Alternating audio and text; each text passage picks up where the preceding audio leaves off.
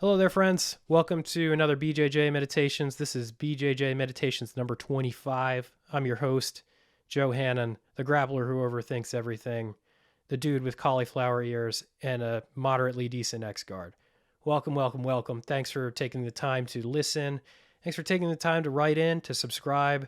Appreciate all you guys for keeping the BJJ Meditations dream alive. On the mats this week, it's been like a very frenetic pace as I go into competition prep mode. I needed to drop like 4 or 5 pounds in order to hit middleweight, and believe I'm already there, and we're like 3 or 4 weeks out.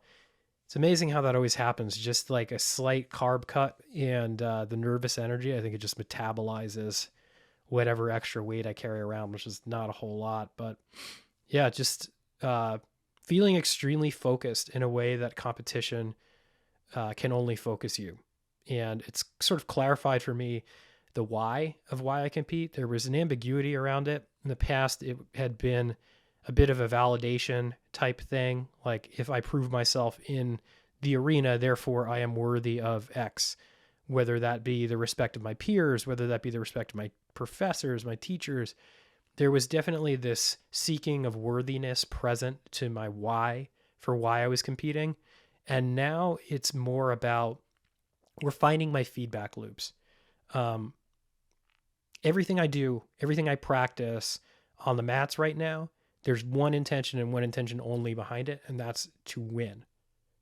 Now is not the time to be broadening my repertoire. Now is not the time to be experimenting with the latest trends. Now is the time to double down on what I do already and to make it even better. And that clarity of focus has not only been present on the mats, it's just translating across my life, whether that be in professional domains or personal domains. It's going really strong for me right now. So I think for those of us who are more on the hobbyist side of things, that could be a compelling why for why we compete. I'm not saying it should be or shouldn't be your why. In fact, I'd be really curious to know if you'd be so kind as to drop me a note on the Instagram page, BJJ_meditations. Tell me why you compete. Tell me what attracts you to it. Give me a sense for that, and maybe it'll help me refine my why. But anyway, this week's meditation is about why we train. And a recent experience I had at a seminar for law enforcement officers where their why was readily apparent to me. So this episode speaks to this larger question of why, and specifically why this person who I'm writing about does it. It's BJJ Meditation number 25. It's called Why Do We Train? Why do we train? I have a friend in law enforcement. His why is crystalline in strength and clarity. He trains to stay alive. There are people in the world who would kill him if they could, and he is determined to go home to his girl and his family. How does he train? I can answer this tactically. Every day, he trains a skill that will keep him alive. Some days it's swimming, others it's shooting, and 3 to 4 times a week, it's Jiu Jitsu. How does he train? I can answer this thematically. He trains with laser-like focus. When he wrestles up from a bad position, every fiber of his being moves with resolute determination. He trains as if he is wrestling for his life. He toes the line between calmness and full-on fight or flight. He toes the line so that he knows where the line is, so that he's comfortable when he has to cross it. Many of us are fortunate to not have such high-stakes professions, but we can learn something from my friend. Why do we train? How do we train? Let's ask ourselves these questions and then ask again.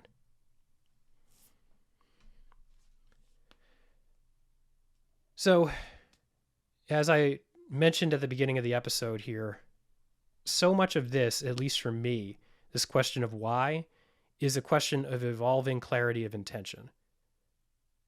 I talk about why I competed, seeking validation, seeking reinforcement, that evolved into seeking growth, seeking more constructive feedback loops. We can also ask ourselves, well, why did I even start learning jiu-jitsu in the first place? I'm not even sure that I had a good answer for that in the beginning. Maybe I was trying to prove myself something.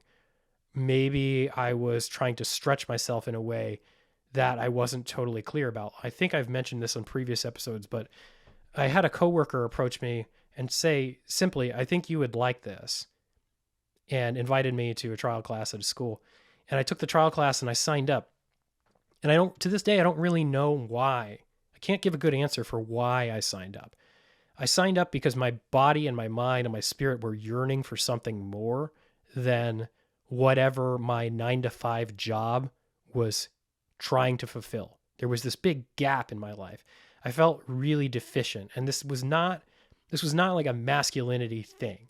This was an adult development thing, I think. I think that I saw the pattern that most of my peers were following, and it felt like there was something missing. It felt like there was something missing in the domains of like personal and spiritual development that simply having a job could just never touch. And I say all these things, I recapitulate all these things, not for the sake of just setting context here. I'm trying to explain how the evolution happened. So I went from that to being even more precise to the present, where my training is growth oriented. My training is feedback loop oriented. It's training with specificity. And I think what solidified that for me was observing the how and the why that this friend of mine takes into his training. Everything he does, everything he practices. And to be clear, this guy is intimidating. He's physically imposing, he's very intelligent, and he's a gentleman.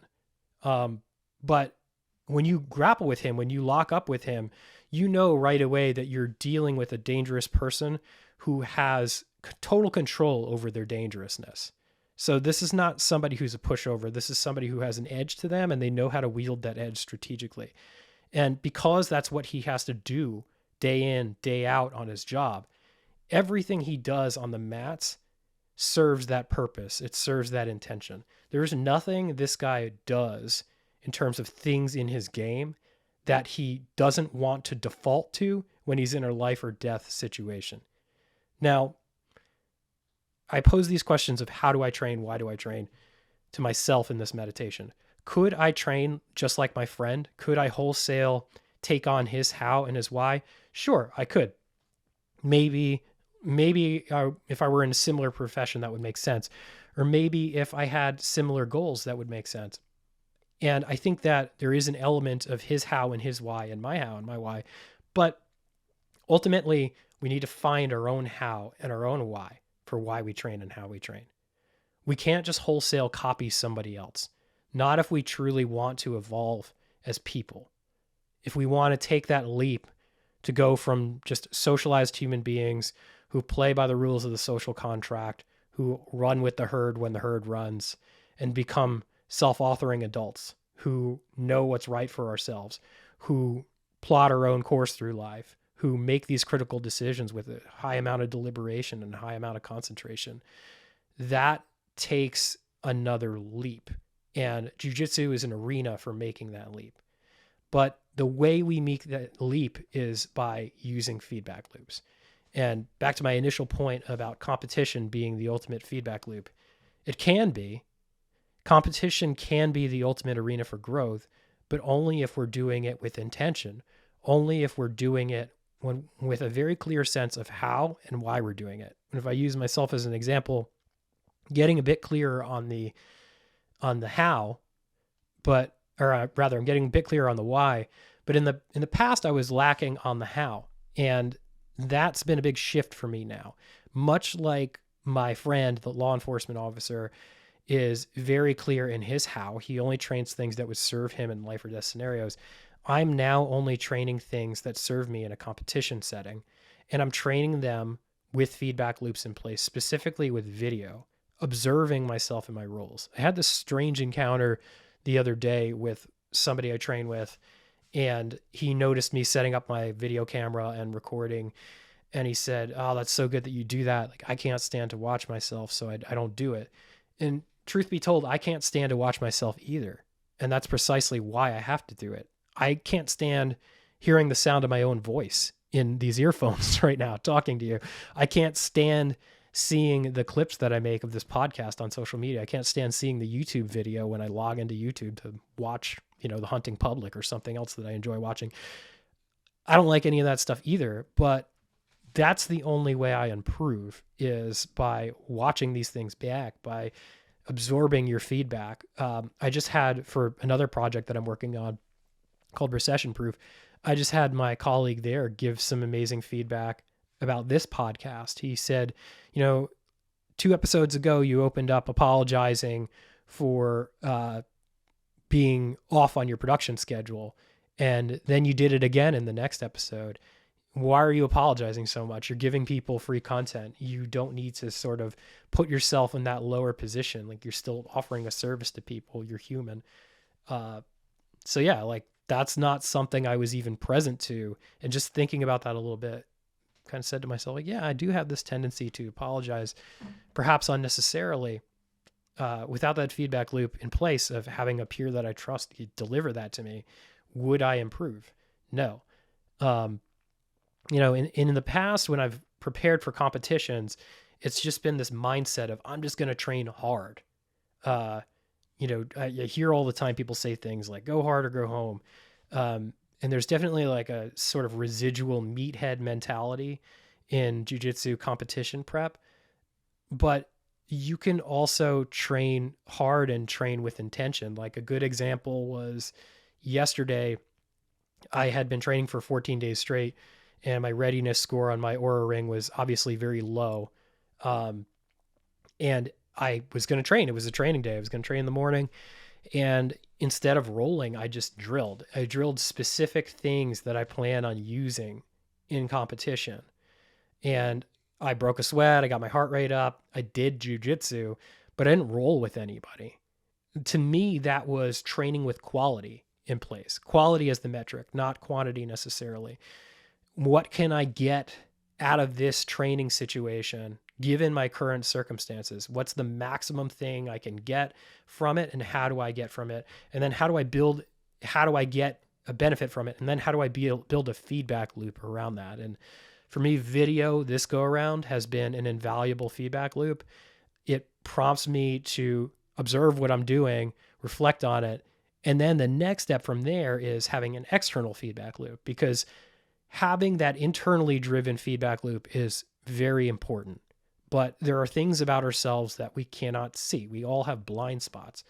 So having somebody like Mehdi provide that professional feedback about how I'm presenting this information to you, hugely valuable. Having my coaches, whether that's Emily or Shane, look at some of the footage or answer questions that have arisen from my engagement with that feedback loop, hugely valuable. But if I were just watching these things in isolation and not bringing in any outsiders, then what would the quality of my training be? And would it be aligned with my why of why I'm doing this competition?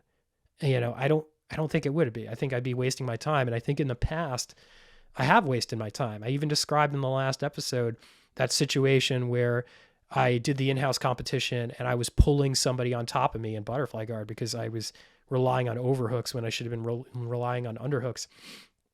I had footage of that roll, and it took me weeks to get to the right mindset where I could go and watch it before I could get to a place where I could come to a good conclusion on it or even reconcile it. Like, it sucks. It sucks. It hurts. It's painful to watch our failures, but ultimately it's our failures that are the educators. It's not our successes. Success is just the ultimate confirmation. It's not really the ultimate teacher. And I just want to kind of close with this last line, which I need to look up to make sure I actually get it right. Where I wrote, let's see, where is the window? Here we go. Let's ask ourselves these questions and then ask again. Yeah, it's the asking again. It's the revisiting these things that's integral to this whole process of feedback loop and feedback loop refinement, of knowing our why and knowing our how, of how we get to our why, evaluating our tactics. Because I might come to one conclusion, like if I were to use that example of that competition where I was in a really bad frame of mind in the immediate aftermath, and right away I went and I watched the footage, I might have come to some really drastic conclusion because I was carried away by the emotional inertia of that situation. I'm never going to use butterfly guard again, or the overhook is totally useless. I'm only going to use underhooks from now on.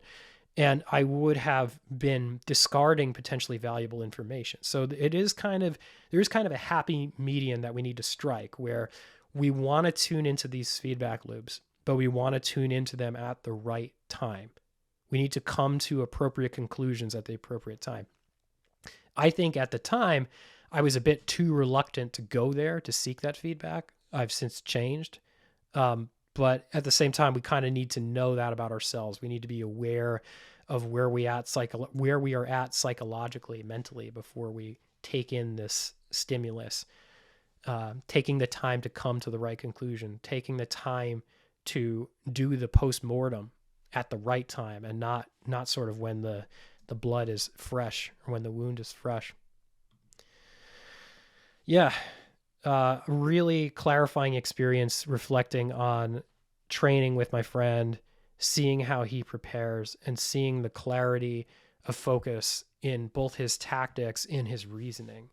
I think that life and death, they're sort of the ultimate binary. It's something that we wrestle with consciously or unconsciously, constantly, throughout our lives, throughout our days, even from minute to minute, hour to hour. So nothing like life and death to clarify your priorities. Fortunately, most of us don't have that life and death binary in how we approach our jiu-jitsu. But it's certainly constructive, and it certainly prompts us perhaps to reflect a bit about why we're doing what we're doing and how we accomplish what we want to accomplish. And then to reflect again, to ask these questions again at our later time, because our how and our why can evolve, just like my how and my why evolved. I can't even tell you why I got started on this path, but now at least I'm closer to having a good answer.